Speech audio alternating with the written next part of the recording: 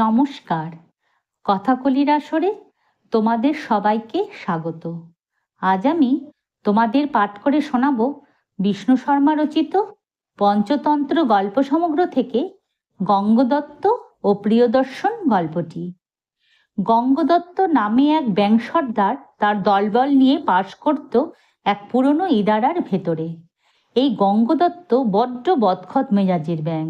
সারাক্ষণ সে কারণেই অকারণেই আত্মীয় স্বজন জাত ভাইদের সঙ্গে কেবল ঝগড়া করত। এই করে অন্যদের অশান্তিতে ফেলত, নিজেও মোটে শান্তি পেত না। একবার আত্মীয় স্বজনের ওপরে রেগে গিয়ে সে ইদারার চাকা বাঁধা বালতিতে চড়ে উপরে উঠে এলো। তার মনের ইচ্ছে সকলকে জব্দ করার একটা উপায় খুঁজে বার করবে। ইদারার বাইরে ঘাসের জমিতে বসে গঙ্গদত্ত নানা ফন্দি ফিকি রাখতে লাগলো। এমন সময় পেছনে খসখস শব্দ শুনে তাকিয়ে দেখে বেশ মোটাসোটা আর বিস্তর লম্বা এক কালকেউটে পাশেই গর্তে ঢুকছে। দেখেই আনন্দে লাফিয়ে উঠল সে। ভাবল, এই তো উপায় পেয়ে গেছি, শত্রু দিয়েই শত্রুকে শেষ করতে হবে। আমি নাগালের বাইরে বসে মজা দেখব। এই ভেবে গঙ্গদত্ত থপথপ লাফিয়ে কেউটের গর্তের কাছে গিয়ে চেঁচিয়ে ডাকতে লাগলো, ওহে ভাই প্রিয়দর্শন, একবার বেরিয়ে এসো, তোমার সঙ্গে কথা আছে। তার ডাক শুনে গর্তের ভেতরে প্রিয়দর্শন ভাবল, এমন করে নাম ধরে আবার কে ডাকে? এ তো কোনো সাপের গলা নয়। না জেনে শুনে বাইরে বেরোনো ঠিক হবে না। এই ভেবে সে গর্তের ভেতরে থেকেই সাড়া দিয়ে বলল, কে হে তুমি? ব্যাঙ বলল, আমি ব্যাঙ সর্দার গঙ্গদত্ত, তোমার সঙ্গে ভাব করতে এসেছি। প্রিয়দর্শন বলল, গঙ্গদত্ত কি করে জানলো কে জানে? সাপটার নামও ছিল প্রিয়দর্শন। সে অবাক হয়ে বলল, তোমাকে তো ঠিক চিনতে পারলাম না হে। কিন্তু কি অসম্ভব কথা বলছো তুমি! ঘাসের সঙ্গে আগুনের কখনো বন্ধুত্ব হয়? তুমি হলে আমার খাদ্য। গঙ্গদত্ত বলল, জানি তুমি আমাদের জাতশত্রু, তবু তোমার কাছে এসেছি বিপদে পড়ে। জ্ঞাতিদের জ্বালায় জ্বলে মরছি, তোমার সাহায্য আমার দরকার। প্রিয়দর্শন বলল, বুঝলাম, কিন্তু কোথায় থাকো তুমি? কুয়োয় না ডোবায়, পুকুরে না দিঘিতে? গঙ্গদত্ত বলল, শান বাঁধানো ইদারায়। প্রিয়দর্শন ততক্ষণে তার গর্ত থেকে সামান্য মুখ বার করেছে।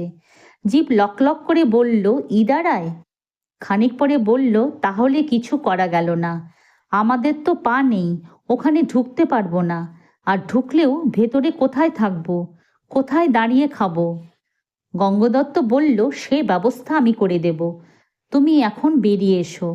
ইদারার ভেতরে সুন্দর একটা ফোকর আছে, সেখানে থাকবে আর মুখ বাড়িয়ে আমার শত্রুদের খাবে। শুনে প্রিয়দর্শন ভাবল, এই কুলাঙ্গার ব্যাঙ দেখছি ভালো কথাই বলছে। আমার অনেক দিনের খাবারের ব্যবস্থা করে দিতে চায়। বয়স হলো, আগের মতো আর শিকার ধরতে পারি না। বসে বসে খাবার পেলে শেষ দিন কটা সুখেই কাটানো যাবে। এই ভেবে সে ধীরে ধীরে গর্তের বাইরে বেরিয়ে এলো। গঙ্গদত্তকে বলল, চলো তাহলে, কোথায় নিয়ে যাবে? গঙ্গদত্ত বলল, দেখো ভাই প্রিয়দর্শন, একটা কথা তোমায় আগেই বলে নিচ্ছি, আমার পরিবারের কাউকে তুমি খাবে না, কেবল যাদের দেখিয়ে দেব তাদেরই খাবে। হেসে উঠে প্রিয়দর্শন বলল, তাই হবে হে, তুমি আমার বন্ধু হয়েছ, তোমার ক্ষতি আমি করতে পারি? কেবল তোমার শত্রু জ্ঞাতিদেরই খাবো। তখন দুজনে কোলাকুলি করে ইদারার কাছে এলো। তারপর কেউটেকে জল চাকার বালতিতে চাপিয়ে গঙ্গদত্ত কুয়োর ভেতরে দেয়ালের একটা ফোকরের কাছে নিয়ে এলো। পরে বলল, এই ফোকরে তুমি থাকবে, আর চারপাশে যাদের দেখছো তারাই হলো আমার শত্রু, এদের তুমি খাবে। আমি আছি তোমার পাশের ফোকরেই। এত ব্যাঙ নাগালের মধ্যে আগে কোনো দিন পায়নি প্রিয়দর্শন। তাই মনের আনন্দে তখনই ধরে ধরে গিলতে আরম্ভ করলো। সেই থেকে শুরু হলো গঙ্গদত্তর শত্রু সংহার। কিছুদিনের মধ্যেই তার কাকা, জ্যাঠা, মামা, ভাই, বন্ধু, তাদের পরিবার প্রিয়দর্শনের পেটে চলে গেল। তারপর যেদিন সব শেষ হলো, সেদিন মনের সুখে গঙ্গদত্ত গোয়া গোয়া করে সারা রাত গান গাইল। পরদিন প্রিয়দর্শন তাকে ডেকে বলল, ওহে গঙ্গদত্ত, খাবার যে ফুরিয়ে গেল, ব্যবস্থা কিছু করো, এখন খাবো কি? গঙ্গদত্ত বলল, তুমি ভাই প্রকৃত বন্ধুর কাজ করেছ। এবারে জলচাকার রাস্তা দিয়ে বেরিয়ে চলে যাও। হেসে প্রিয়দর্শন বলল, যাও বললে কি এখন যাওয়া যায়? গিয়ে থাকবো কোথায়? আমার বাসা এতদিনে নিশ্চয়ই অন্য সব দখল করে বসেছে। আমি এখানেই থাকবো। তুমিই আমায় এখানে এনেছো। ভালো চাও তো তোমার পরিবার থেকে একটি করে ব্যাঙ দাও, নইলে সবাইকে খেয়ে ফেলবো। এই কথা শুনে ভয়ে গঙ্গদত্তর মুখের কথা হারিয়ে গেল। সে ভাবতে লাগলো, হায় হায়, এ আমি কি করলাম? বলবান শত্রুকে বন্ধু বানিয়ে নিজেই নিজের বিপদ ডেকে আনলাম। এখন উপায় কি হবে? নানান ভাবনা চিন্তা করে সে ভয়ে ভয়ে জিজ্ঞেস করল, তুমি আমার ছেলে পুলে নাতি নাতনিদের খাবে নাকি? প্রিয়দর্শন বলল, বেশি তো চাইছি না হে, রোজ একটি করে খাবো। তোমায় তো আর খাচ্ছি না। সেদিন থেকে তাই সে করতে লাগলো। ইদারায় গঙ্গদত্তর পরিবারের যে কটি ব্যাঙ অবশিষ্ট ছিল তাদেরই ধরে ধরে খেতে শুরু করলো। কখনো গঙ্গদত্তর সামনে, কখনো তার চোখের আড়ালে। সে কিছু বলতে পারে না, কেবল মনের দুঃখে গুমড়ে মরে। শেষ পর্যন্ত কেবল বাকি ছিল গঙ্গদত্তর ছেলে যমুনা দত্ত। তাকেও একদিন প্রিয়দর্শন কামড়ে ধরে গিলে ফেলল। ছেলের শোকে ব্যাঙ সর্দার গঙ্গদত্ত এবার হাত পা ছুঁড়ে বুক চাপড়ে কাঁদতে লাগলো। তার বউ দু চোখে আগুন ছড়িয়ে বলল, কুলের কলঙ্ক, সাত করে বাড়ির ভেতরে জাতশত্রু কালকেউটে ডেকে এনে বংশধ্বংস করেছ। এখন চোখের জল ফেলতে তোমার লজ্জা করে না? এখনো সময় আছে, হয় পালাও, নয়তো সাপটাকে মারার ব্যবস্থা করো।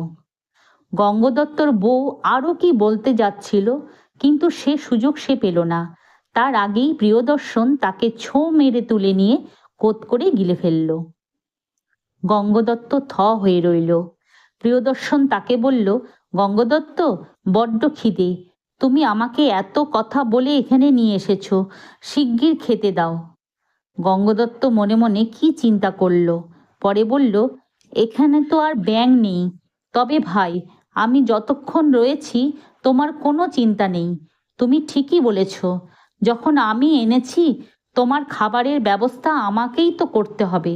আমি বাইরে গিয়ে যে করে হোক ভুলিয়ে ভালিয়ে অন্য ব্যাঙদের এখানে নিয়ে আসব। প্রিয়দর্শন খুশি হয়ে বলল, তবে তাই করো, কিন্তু বেশি দেরি করো না যেন, পেটে আমার আগুন জ্বলছে। গঙ্গদত্ত তখন প্রাণ হাতে করে জলচাকার বালতিতে চেপে ইদারা থেকে বেরিয়ে এলো, আর প্রিয়দর্শন তার পথের দিকে তাকিয়ে বসে রইল। তারপর দিন দুই কাটল, গঙ্গদত্তর আর দেখা নেই। খিদে অতিষ্ঠ হয়ে শেষ পর্যন্ত প্রিয়দর্শন ইদারার ফাটলের বাসিন্দা এক গোসাপকে ডেকে বলল, ভাই, আমার একটা উপকার করো। আমার বন্ধু গঙ্গদত্ত দুদিন হলো বাড়ি ফিরছে না। তাকে দেখতে না পেয়ে বড্ড কষ্ট পাচ্ছি। সে বাইরে কাছাকাছি কোনো পুকুর টুকুরে আছে। তুমি তাকে গিয়ে একটু খবর দাও, বলবে সে যেন তোমার সঙ্গেই চলে আসে। তার কোনো ক্ষতি আমি করব না। তখন গোসাপ ইদারার বাইরে এসে গঙ্গদত্তকে খুঁজে বার করে সব কথা বলল। শুনে গঙ্গদত্ত বলল, দিদি, প্রিয়দর্শনকে গিয়ে বলো আমি আর ইদারায় ফিরে যাচ্ছি না। যথেষ্ট শিক্ষা হয়েছে আমার। বাইরের চেহারা যার কুৎসিত, তার ভেতরটাও নিষ্ঠুরই হয়। আর খিদের জ্বালায় অকাজ কুকাজ কে না করে। আমি আর ওমুখ হচ্ছি না। যদি তোমাদের আজকের এই গল্পটি ভালো লেগে থাকে তাহলে একটা লাইক ও আমার এই চ্যানেলটিকে সাবস্ক্রাইব করে দিও, যাতে তোমাদের জন্য আরও অনেক নতুন নতুন গল্প নিয়ে আসতে পারি। ধন্যবাদ।